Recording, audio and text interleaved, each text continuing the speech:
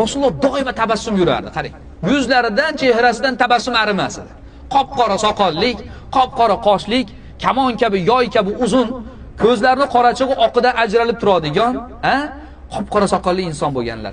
Peshonalari keng bo'lganlar deydi, yelkalari keng bo'lganlar, bu go'shtlari, bo'g'inlarining oralari go'shlik bo'lgan deydi, barmoqlari go'shlik bo'lgan. Badanlari tuksiz bo'lgan. Faqatgina shu gavdasidan kindigiga tortilgan mayin mo'yi bo'lgan deydi, tuki bo'lganlar, boshqa badanda tuk bo'lmagan. Qop-qora soqolli bo'lgan, oq bo'lmagan. Doimo tabassum qilib yurardilar deydi. Yuzlari oq bilan pushti aralash bo'lib turardi deydi. G'azablangan paytda peshonasining o'rtasidan deydi tomiri ishib chiqardi deydi. Shu yerdan bilardik Rasululloh g'azablanganini. So'kkanidan emas. Rasululloh so'kmagan birortasini. Yosh bolani ham, ayolini ham, boshqasini ham so'kmagan.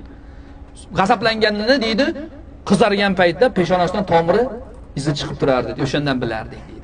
Oldiga egilib yurardilar deydi.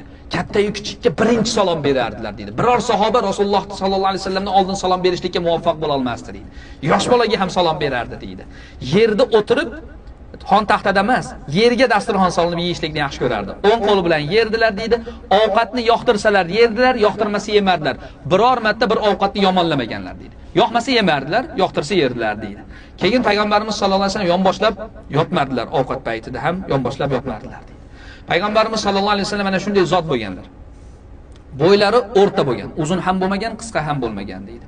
Sochlari qalin bilan mayinning o'rtasida bo'lgan deydi. Gur bo'lmagan deydi. Vafot etganlarida Oysha onamiz aytadi, boshlari va soqollari bilan birgalikda 14 tagina oqni sanay olganman deydi. Ya'ni qop-qora bo'lgan holatda bo'lgan soch soqollari payg'ambarimiz sallallohu alayhi vasallam.